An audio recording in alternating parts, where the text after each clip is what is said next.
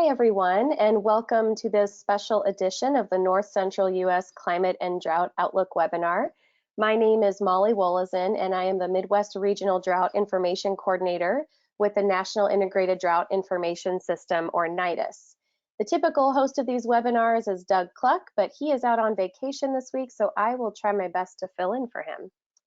We are having this special webinar today due to the recent dry and hot conditions across the North Central U.S., and to discuss how those conditions have impacted the region, and to also take a look at the outlooks throughout the end of the summer.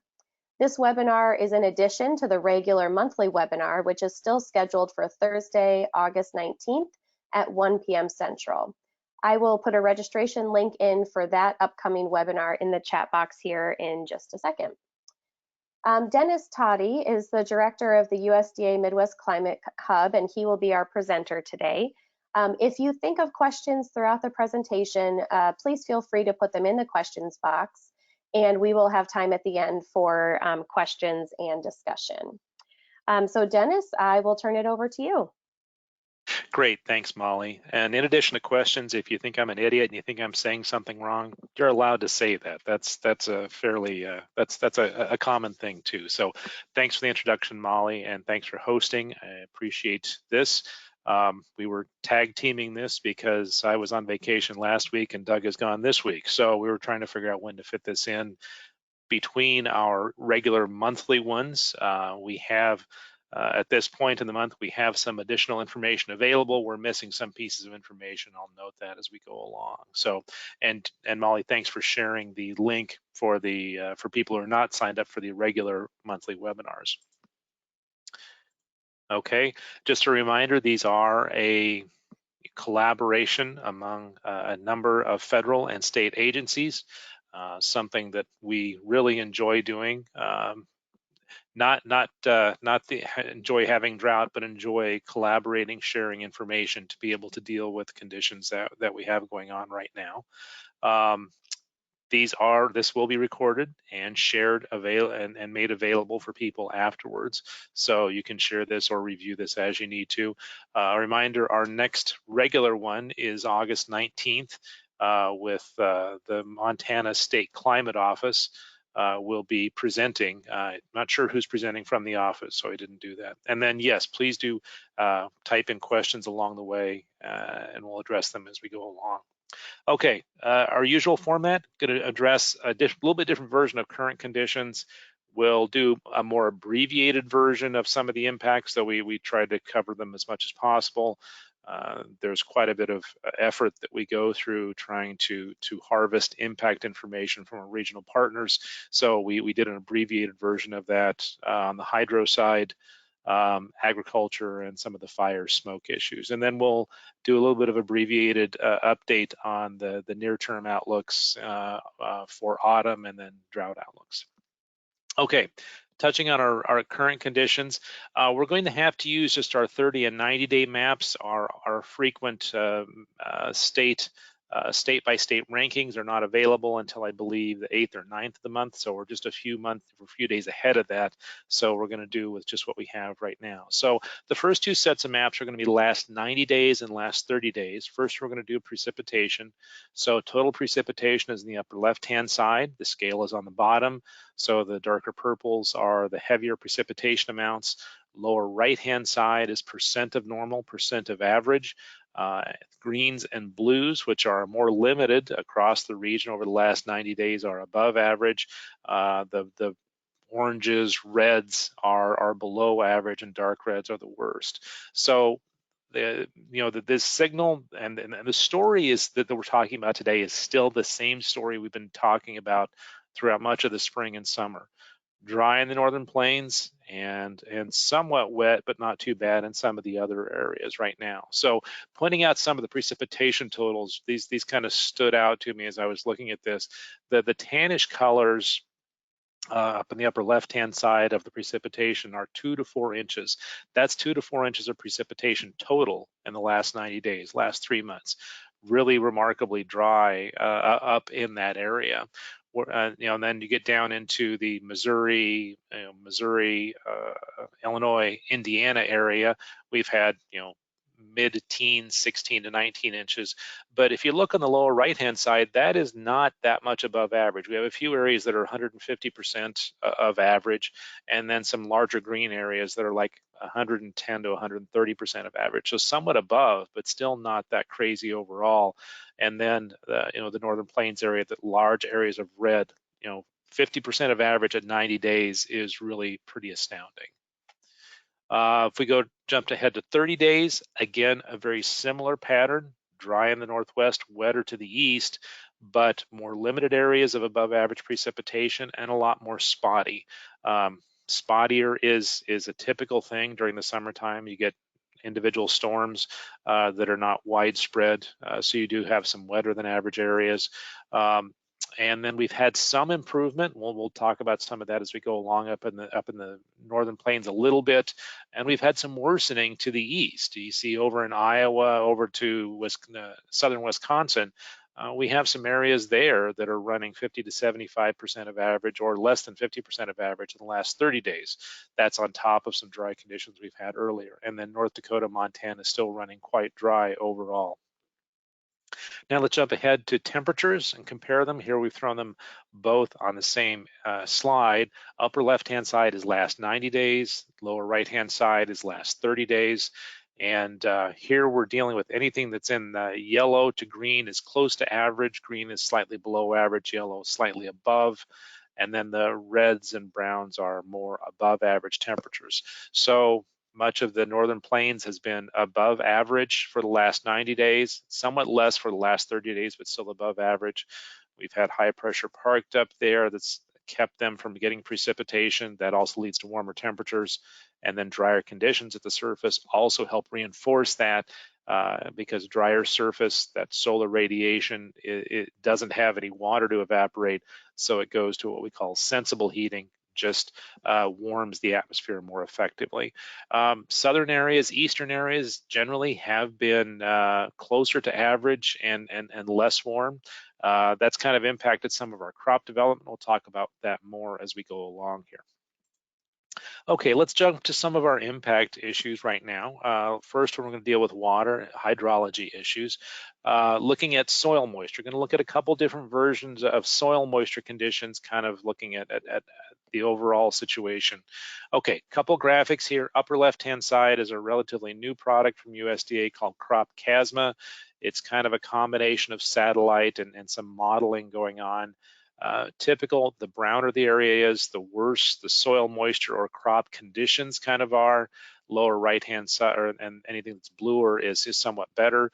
Now this is this is delayed a little bit. This is about 4 or 5 days old right now.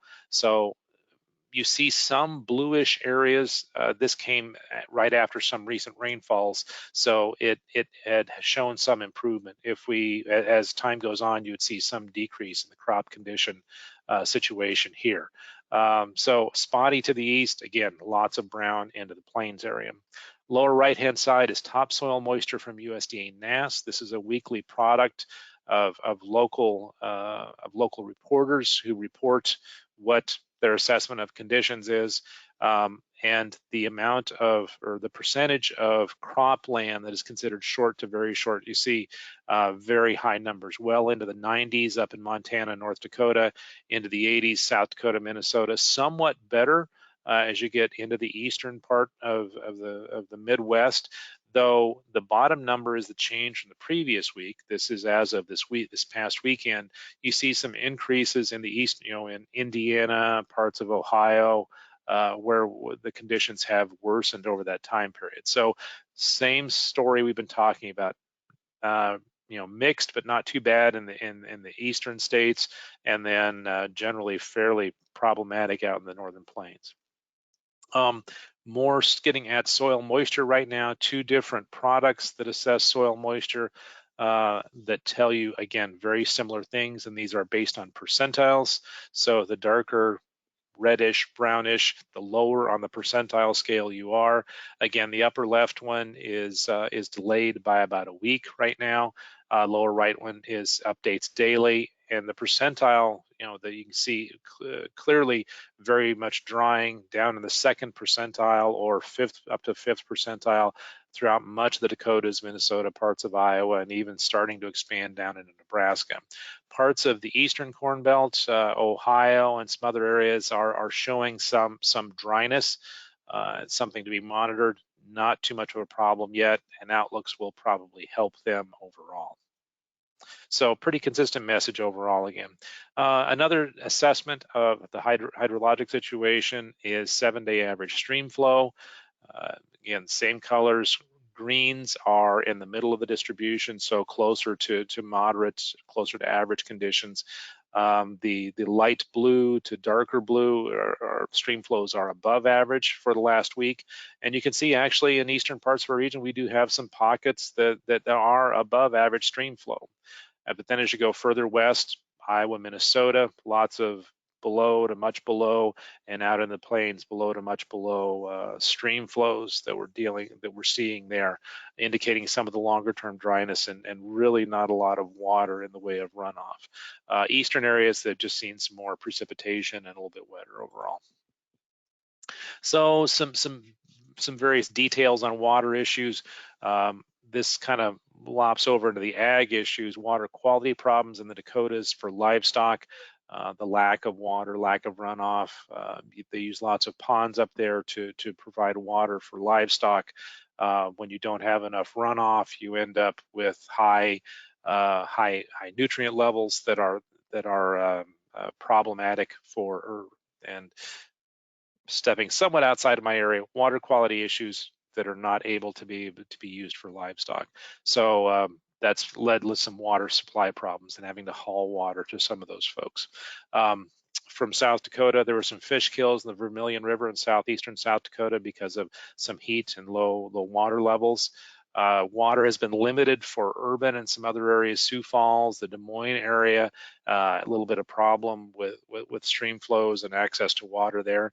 And there's some, not irritation, should be irrigation shutoff and reductions in various areas of the plains. There'd like to be some irritation shutoffs, but these actually were irrigation shutoffs in some areas where water has been somewhat limited. And the Missouri River, the Army Corps on the Missouri River has been pulling back a bit on flows because of the large-scale dry situation in the northern region. Despite the low flows in some areas, we still do have a little potential for flooding. This is from the Missouri River River Forecast Center.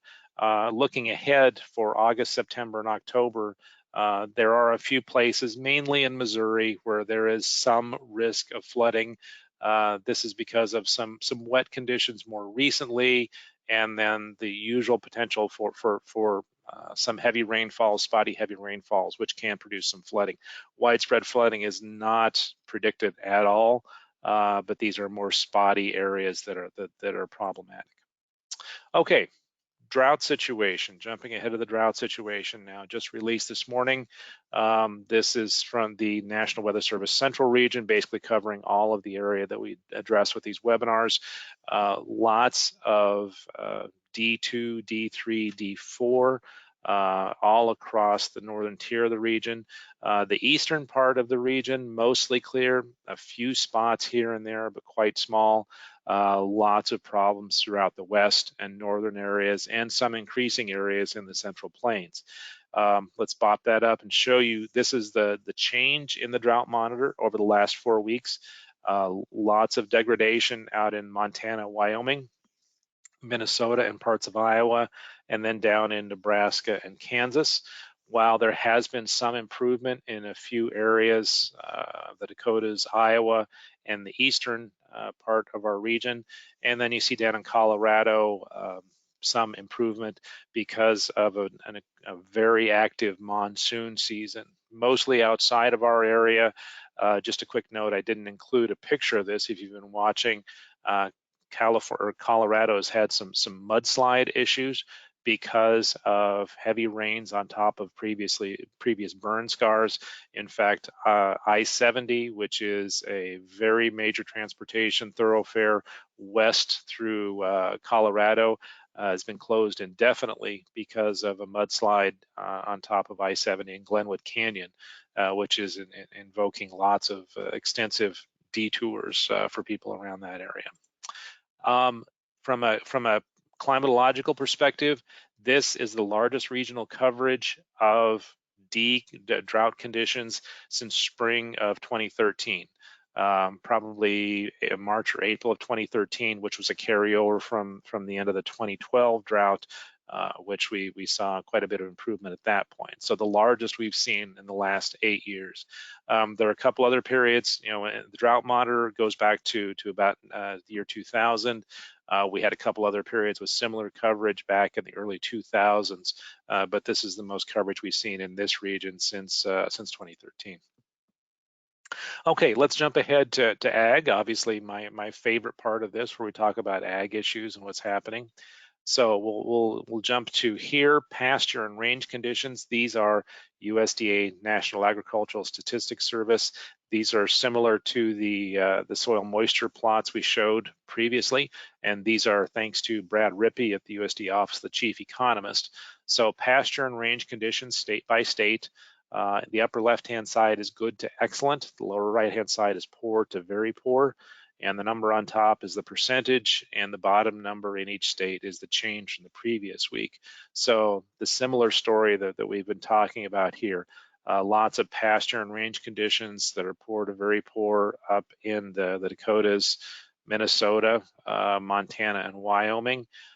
Eastern parts of our region have had some degradation in these pasture conditions over the last week, but not nearly as bad as what we're seeing out west. Even with that additional precipitation out west, this is not a time of year, particularly in those regions, where you're going to improve the pasture and range conditions. The most you can do is get a little bit of green up and then hope for some help in the fall. And that's really unfortunate. What we're probably going to be looking at is needing to get into the fall before we can get widespread improvements out in that area. Let's jump ahead to corn. Now we're combining two different things here in the way of corn conditions. Upper left-hand side is corn conditions, good to excellent, and the lower right-hand side is corn progress, where we are in our phenology. So upper left-hand side, you're going to see similar things here: Dakotas, Minnesota, with with very limited area or percentages that are listed as good to excellent. And the bottom number here is the change from last year, how much worse we were from last year. So nationally, we're about 62% good to excellent. But in the upper northwest areas, we're a third or less that is good to excellent. And then in the eastern areas, much better overall. Still a few problem areas, but much better overall. And corn progress, we're at the dough stage, which is we're starting to get to grain filling here soon. We are at 38% nationally, which is 5% ahead of the 5-year average. So generally, crop conditions are ahead. Some spotty areas a little bit less. Missouri is a little bit slower because they had some wetness issues, slowed them down. And I think the drought is impacting some of the progress up in the Dakotas. Soybean conditions, numbers are very similar to what we saw with corn. I should also say corn, we've passed that tasseling stage for most of corn, the time when you can do the most damage, the most yield loss overall. We still, if conditions stay hot and dry for these areas, we can continue to damage yield or reduce yield further. We've gotten past that peak time of yield loss. We are entering the time for soybeans for their biggest time for yield potential improvement or degradation, which is throughout the month of August. They don't have that same kind of finite time period like corn does, but throughout the month of August, it has some overall impact on them. So similar conditions, good to excellent up in the Dakotas. And then the soybean progress setting pods, we're actually behind in South Dakota and behind in Missouri. Again, Missouri was a little bit wet early on. Not sure what's happening in South Dakota, why we're seeing the delays, because I think we were planted relatively early in there. Okay, speaking of crop development and where we are, Most crop was planted this spring, at worst close to average, in some places somewhat ahead of average. And then we've had generally warmer conditions. So this is a plot for a couple places of our growing degree day tool that a number of regional partners helped with on a useful to usable project. Just a quick review of what this shows. The bottom is showing the calendar time of year, February through December. The purple line shows an average accumulation from the assumed start date. You can set your start date with this tool. In fact, the tool is connected down below. You can go check on that if you'd like to. And then the green line is where we are in growing degree day accumulation compared to that average. And the growing degree day is just a way of taking temperatures and putting it into an index that we can use to track how corn is progressing from a phenological stage. So there's quite a bit, we are quite a bit ahead. And the upper left-hand side, this is Spink County, kind of in northeast South Dakota. The warm temperatures that kicked in June have put us well ahead, and we're very likely to reach physiological maturity before the first freeze, which is a good thing. If you look on the lower right-hand side, this is northeast Indiana, Allen County, Indiana. We are ahead of average, but not as much as we were up in the Northwest. The somewhat warmer than average temperatures, but not quite as much. So we have a little bit more risk of not reaching maturity before freeze, but still a very small risk overall. Okay, a set of various ag issues we'll kind of touch on now. We're going to talk about the good areas. The eastern part of our region, generally pretty good conditions, as I've showed on some of the NASS reports. Row and specialty crops are mostly good, but they have had some disease issues because of a bit of wetness, and there have been a few pockets of where it's been too wet been a problem for some soybeans, but that's been fairly small and not too widespread overall. The central corn belt, and we're talking, an area from Nebraska, Iowa, up into kind of Wisconsin. We're hearing reports of people, in some of the drier areas saying things look pretty good considering the situation, considering the stress that they've experienced already. We are going to lose some yield because of the stress, but so far it's not been too bad that we can tell. As we move further northwest, kind of summarizing some things, reports out that spring wheat is going to have its lowest yield since the late 1980s. And a lot of this has been cut for hay because there's not going to be much production of it. So they're going to just use it to feed livestock and trying to find any kind of forage they can overall. To that end, Miranda Meehan from North Dakota mentioned they did a survey, and a common number of forage availability for this year, forage production this year was about 25% of average. So that gives you an idea of how dire the situation is up in that area.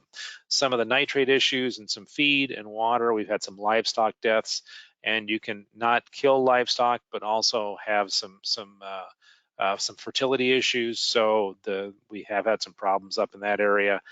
They have had to do some cattle sales up in the region because of the too much trying to reduce stocking rates to deal with the limited forage and the water issues, 13% ahead of last year.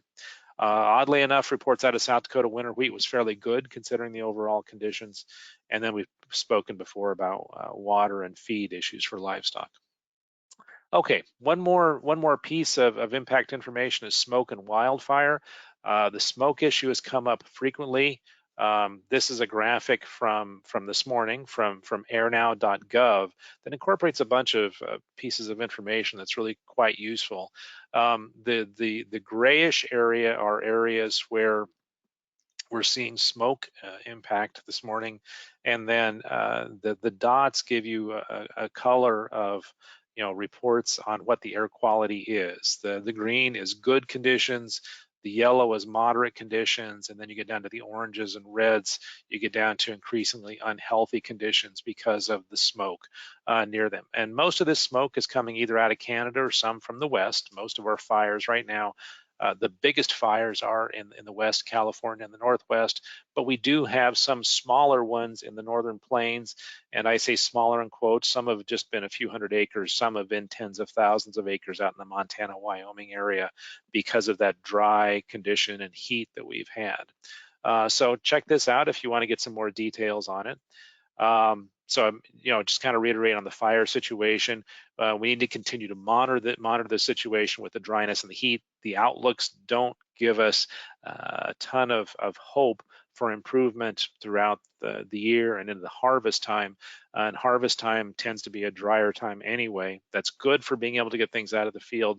That's bad because, plants are very dry at that point, and sparks or other things can set them off. So it's something we need to continue to monitor as we go along.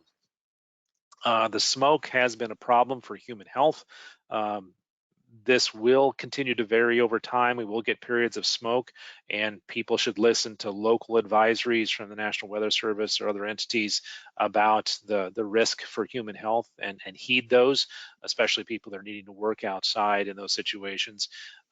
There's been discussion about how much impact this is having on agricultural situations, on crops, and the answer is complicated. One, the smoke does reduce the amount of incoming solar radiation, the amount of sunlight. That can be a problem, though we tend to have more sunlight, more solar radiation than crops can use at this time of year. So it's not too detrimental. And in fact, because of the extreme heat that we've had, the smoke has actually kept out some of that sunlight, kept some of the high temperatures from being quite as high. So it's actually been somewhat beneficial. And there's also some new work that the smoke actually may have some benefit in diffusing some of the solar radiation, and that diffused solar radiation may be able to get down deeper in the canopy and have some benefit. So the answer is not clear. It doesn't appear to be overall a terrible thing. So something to keep monitoring, and we'll keep checking with folks on our end. Wildfire potential from the potential for the Predictive Services, National Interagency Fire Center. The red areas up in the Northern Plains have above normal wildfire potential. This is for August. You see the green area down in the southwest, part outside of our typical area. As you've taken note, I mentioned earlier, they've had quite good rainfalls down in that area. That's reduced their wildfire situation. Northern areas, we don't see things that are going to improve the situation overall. So it's a very good chance of wildfire chances ongoing, and people should monitor and take care for fire starts, being aware of that. As we jump to September, largely similar area. There's a little bit of reduction in North Dakota and Minnesota, but above normal chances for wildfire. Okay, finally going to wrap up and get to our outlook situation, kind of address what's going on, touch on La Nina status, and then do our outlooks from the 7-day on out. Again, some of these are repeats. We do have some new information that we can talk about now. This has not been updated from the last webinar, basically showing that return to La Nina seems the more likely situation, again, as we go out into late fall, early winter. The blue bar has the highest probability, which is the probability of La Nina going along into the winter. Probably shouldn't be too strong. We'll talk more about the La Nina in our next monthly update. We'll have some new information about that. Okay. Moving to our 7-day outlook right now, 7-day QPF, quantitative precipitation forecast, what the models are saying in the way of precipitation over the next 7 days. You see some aerial coverage from northern Missouri, Iowa, up into northern Illinois, parts of Minnesota, Wisconsin, that go into the inch and a half potential over the next 7 days. This would be beneficial through much of this area because most of this area is relatively dry. Southern Iowa has been wetter. Parts of central Wisconsin has recently been wetter. So it would not be as good in those areas, but would be very welcome in some of the other regions. Dakotas, not a whole lot of chance for precipitation or amounts, and eastern parts of our region, Ohio Valley, not great chances for precipitation next 7 days.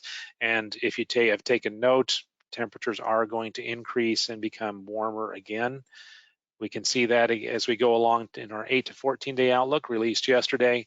Left-hand side, probabilities of above average temperatures much higher over all of our region. The better chance for above average temperatures in the eastern part of our region. Not so bad for them because they can handle some of the additional heat at this time, unlike what's going on in the plains, but doesn't mean the plains are going to get away from this overall. On the right-hand side, probabilities for precipitation, generally below average probabilities or chances for precipitation. Not big, not big deviations, but unfortunately not great opportunities for precipitation coming up in the 8 to 14 day along with the heat. So we're going to see some more drying and stress on crops. The August update was updated over the weekend. But unfortunately gives us a very similar pattern. Warmer is much more likely throughout the northern plains and even into the Great Lakes area. Ridge is going to kind of stay over that area, and then the overall dry conditions are continuing to enhance the probabilities for warmer than average temperatures. And then again, a small area, but of below average chances for precipitation, Dakotas, Nebraska, parts of Minnesota, Iowa. So unfortunately, the same message for them, not a whole lot of improvement. The eastern part of our region, some slight chance for above average temperatures and a slight chance for above average precipitation. They can handle this at this point. Doesn't look to be a problem from a cropping perspective overall. And then the August through October, this is the same as we showed the last webinar. Warmer and drier, more likely further to the west.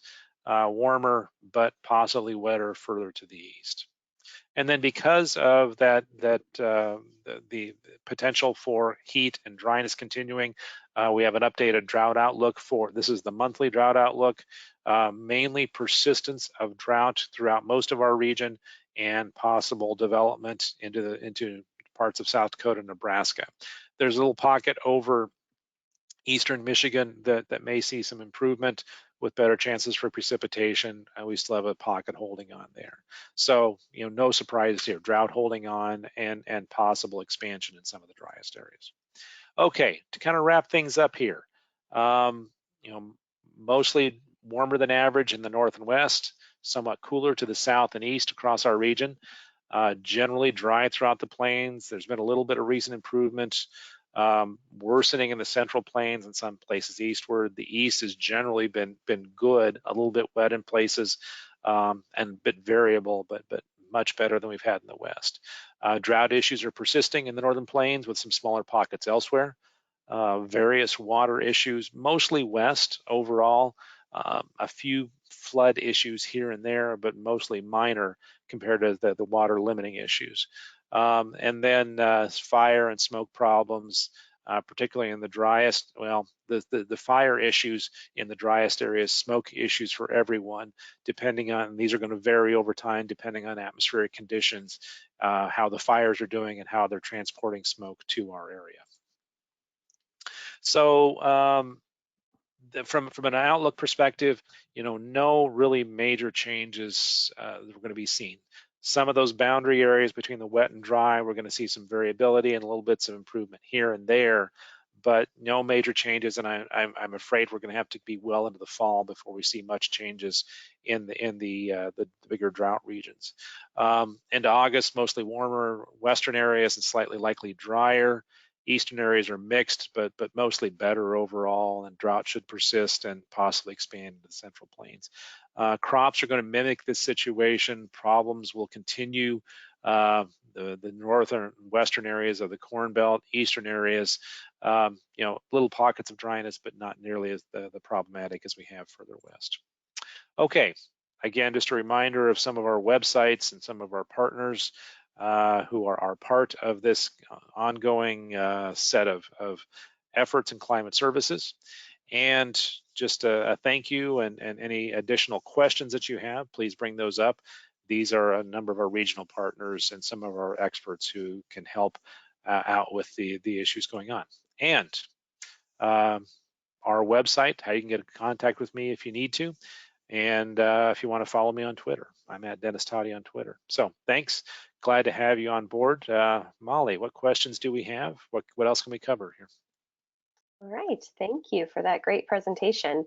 We do have some questions, so I think I'll just kind of go through them, and Dennis, answer as best you can. The first question is, how confident are you right now that corn and soybeans could see trend line yields this season? Well, I'm not a yield forecaster, but that's the real problem, because from, say from Iowa to the east in the corn and soybean areas, conditions are pretty good. So we're going to have at least trend line yields there, and maybe slightly above, but we're going to be losing yield up in that northwest area, which is a not insignificant area. I'm not confident at trend line yields, but how far below trend line, it may not be too far below trend line overall. So we'll call it that, but I'm not stepping out saying too much on this, because there's still a lot to be determined. Okay. Great. The next question is, has the frequency and duration of drought since the Dust Bowl in the 1930s been more frequent and longer duration? And what wind pattern, such as the North American jet stream, is responsible for bringing in the drought conditions in the Midwest? Do you want to tackle that one? Ooh, boy, we could do a whole webinar on this one. So the frequency and duration of drought actually has, and it's the problem is there's some variability. Throughout the 1990s, we'll say we actually saw a decrease in drought across the country. And then, we had some drought back in the 2000s, and then it kind of went away again, and we've seen an uptick now over the last several years. So part of it is you've got to talk about where it is, where we're having drought, and then what causes that in those certain areas. We've seen a big increase across the West, that is, outside our typical region, that has been there's concern about larger, longer lasting drought in that area, and it seems to be persisting in what we're having going on there. In our region overall, since the Dust Bowl, we've actually gotten wetter, and in much of the upper Midwest. So the amount of drought has actually decreased. We still do have periods of drought that occur, and when they do, they can be pretty nasty, but they're not as long-lived as say the 1930s have. So the patterns that cause these, that's a bit of a longer conversation. There has been discussions about changes in the jet stream because of changes of polar ice cap coverage, but that's not been decided completely yet. So it's still an area where we're doing some ongoing work. And I say we generally, not me specifically. Okay, great. The next question is, you said most stress vulnerable period for corn yields has already passed. If growing degree days are ahead of normal, does that reinforce that most damage is already done? Okay. Okay, a little bit more detail. The peak period for yield reduction for corn is around the tasseling period. The more stress you have around them, the more potential there is for decreasing yield. Newer varieties do better at dealing with drought. When you have serious drought, though, they still cut into yields. Now, the ability to lose yield or to make up some yield can adapt itself as it goes along through this dough filling and grain filling period that it goes on into August. It's not as influential as the tasseling period. So we still have some potential to make up or to lose more as time goes on.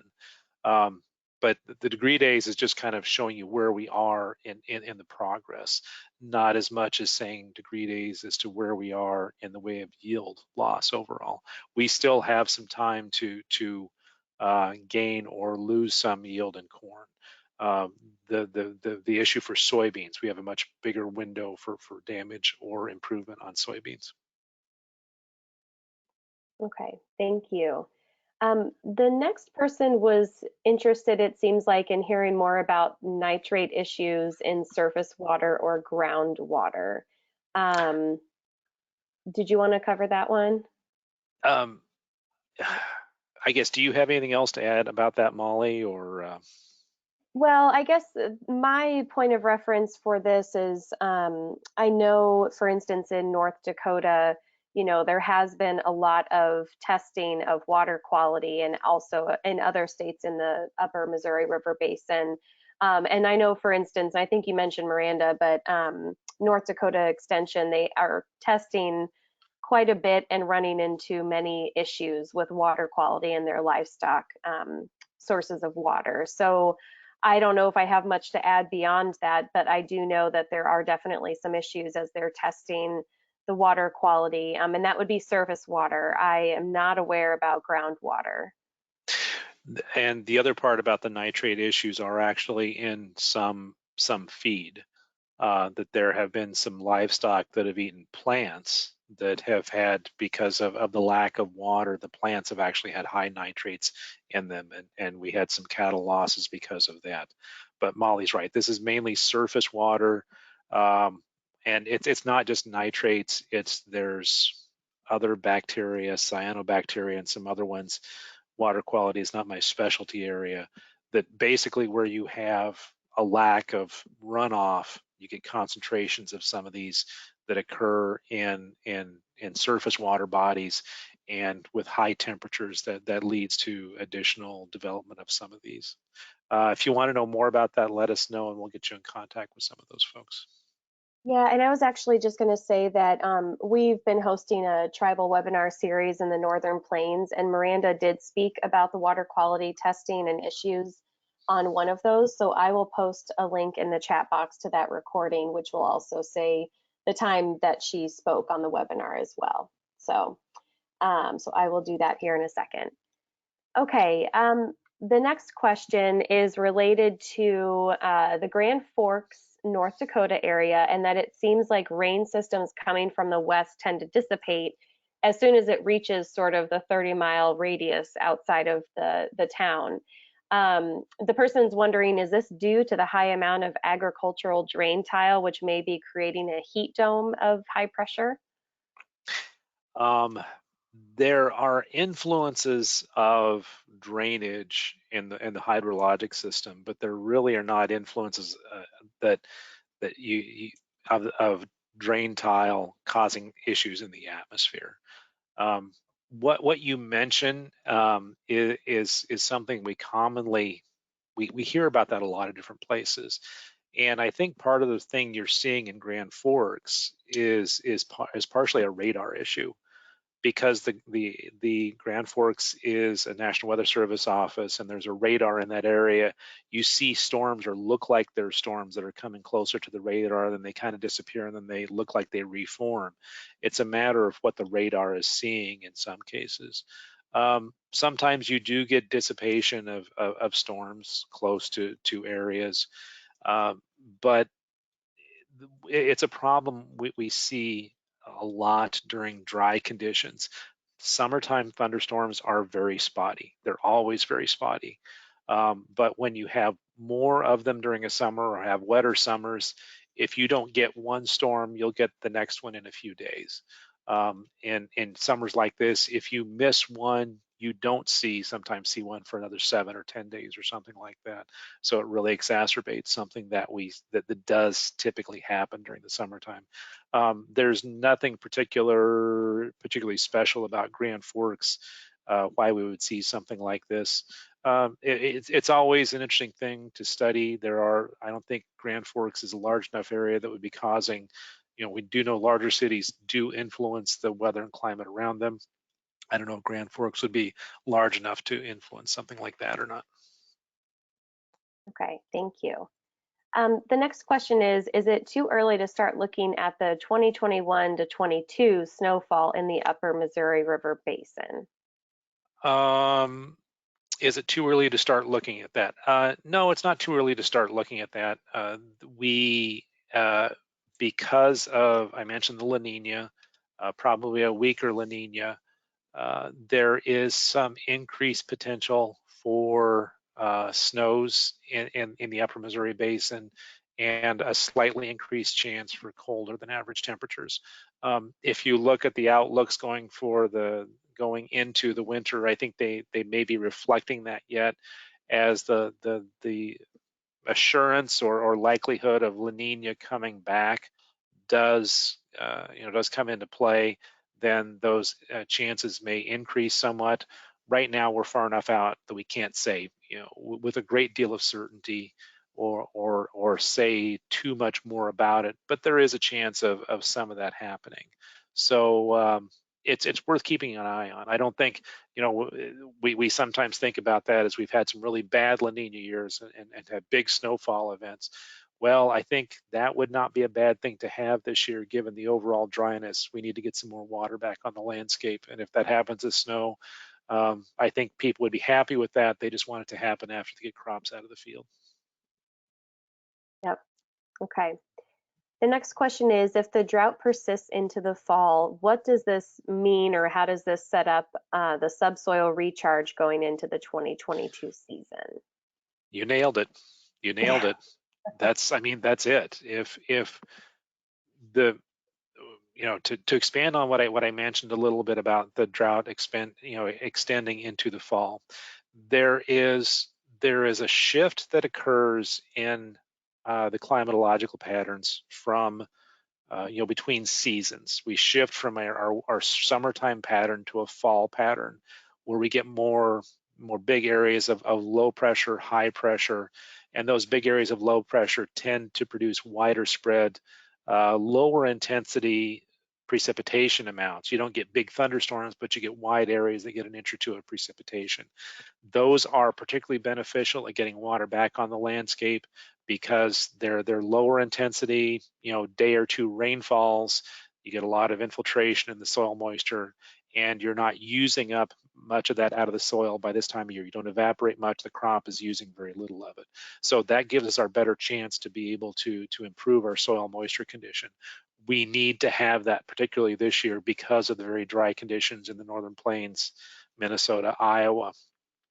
So we expect that will happen, but if as I showed in the outlooks, the plains particularly have a slightly decreased chance of that happening this year. So it is a concern for us, and it does set us up for problems next year if you don't get to that soil moisture recharge. Okay.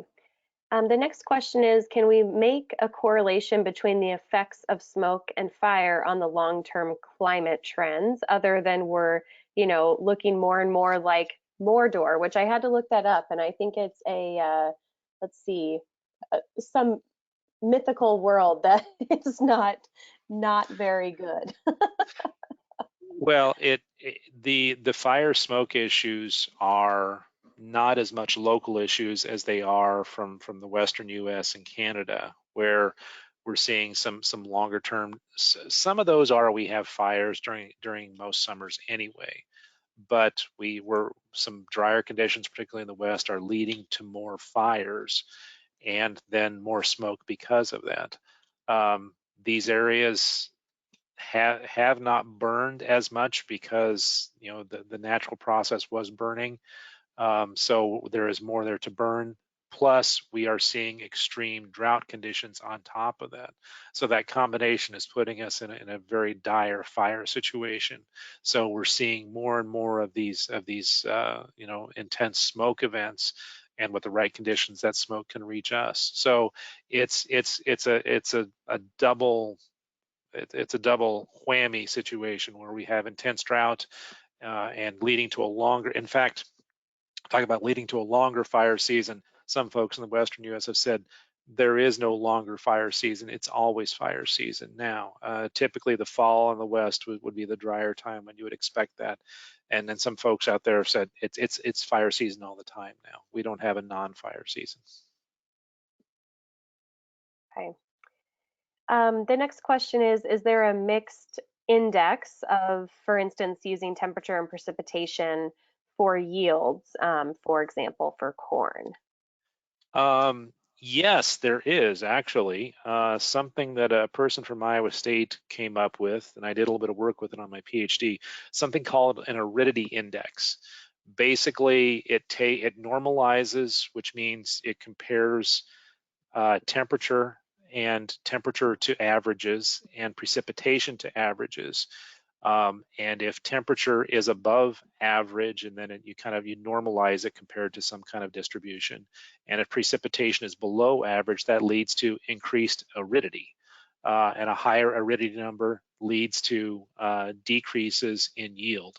And then those have been correlated based on mainly monthly numbers to yield losses. I think you can search aridity index and Iowa State, and I think you'll get something that pops up about it. It's not a hard and fast one, but it does give you a guide as to what's happening and what kind of yield potential you could be dealing with. Okay. A couple more questions here. USDA says it will employ more satellite data to come up with August crop estimates. Can you briefly explain what satellite data can show?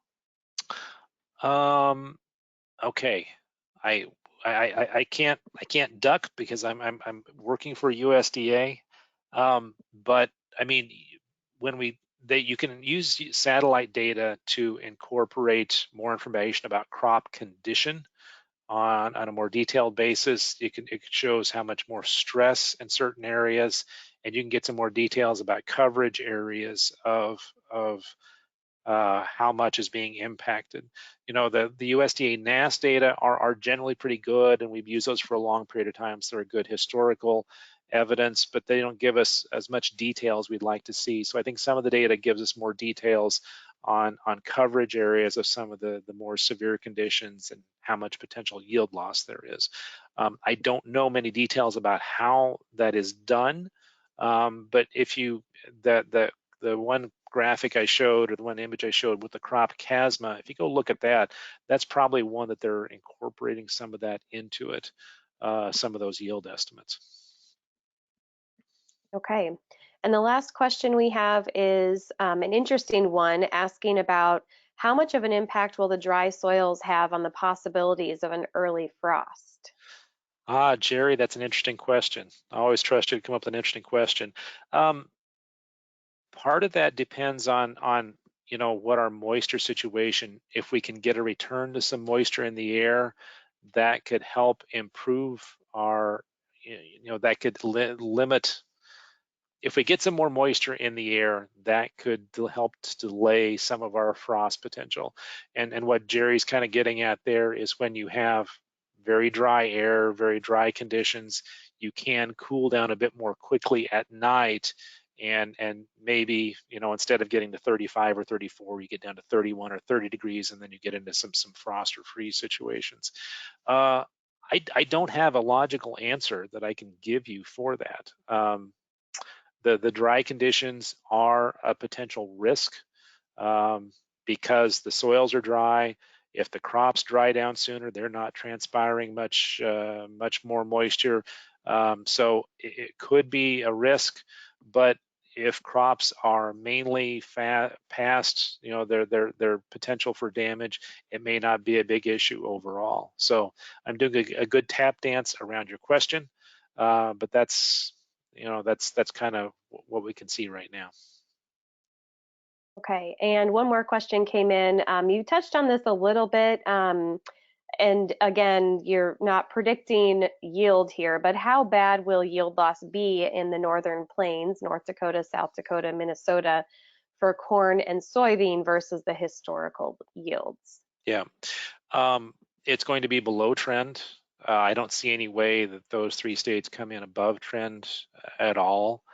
With soybeans, we have the potential, if we can get some precipitation this month, to get us closer. Corn is going to be below trend, though we did have a local report who said, you know, considering the reports that they're seeing, corn doesn't look that bad, but we've done some damage up there overall. This is about the time of year people start getting out and looking at numbers and getting better yield estimates. I won't even venture a guess at this point of how far below, but I mean, corn has to be below trend in all three of those states. I don't see any way that it's near or above. Soybeans, again, we have a chance to do some makeup. Soybeans can look really bad throughout the year, and if you get the right conditions in August, they can bounce back and still do reasonably well. But right now, the outlooks are not terribly optimistic for soybeans either. Okay, great. Let's see. Oh, okay. One more just quickly came in. And so Justin was asking, he joined a little late. So if it's covered, go ahead and mention that. But what could a double dip La Nina mean for harvest and fall winter in general? That's a good question, Justin. Kind of what I've been going on is the fall winter is looking more at what would a weakish La Nina, or because it'll probably be a weaker La Nina, what does that mean overall? We could look separately at we call them double dip La Ninas. That's the reference he's mentioned there, because you have one La Nina for a year, it goes away and comes back a second year. We could look at those because there are a number of those now that we could try to get some idea about conditions during those. But off the top of my head, I can't come up with that. So let's look at that, Justin. It's a good question. Okay, and we'll say this is our last question since we're almost here at 11 a.m. Central. How much do humidity levels lessen drought impacts? Okay. When that is something that has come up, comes up frequently. If we go back to June per se and look at what had happened in the way of crops in early June, it was early during the growing season, so it's a time where we tend not to do as much damage overall. But we had very warm conditions and very low humidity levels, and we saw lots of stress showing up on corn because the crop did not have water available. So it's something called pineapple corn. It's curling up, trying to protect itself, trying to reduce the amount of water usage it had, so that it didn't run out of water. But what happened last week, and what is probably going to happen in this next event, we're going to have higher dew points again, higher moisture levels. So the crop, there's not as much of a difference in the humidity inside the crop to outside the crop. So therefore, the crop is still able to keep its stomates open and still able to keep growing. So the amount of stress on it is reduced. It's still, once you get into the mid 90s, you're still doing damage to a crop. But if you're in the low 90s or upper 80s with high dew points, the overall damage to the crop is really not too much at that point, because it's not being too stressed from that situation. So from a crop standpoint, it makes a big difference. Humidity levels from other drought impacts, I guess you evaporate less water from open surfaces and things like that. So there is some potential there. But yeah, it does help out crops particularly. Okay. Well, we are out of time and out of questions, so I think we'll go ahead and wrap up. I did put the links to where the recording from this webinar will be located. And again, the registration link for the next webinar on August 19th is in the chat box. But thank you so much, Dennis, for the great presentation and answers to all those questions. And thank you everyone for attending, and just let us know if you do have any other follow-up questions. Thank you.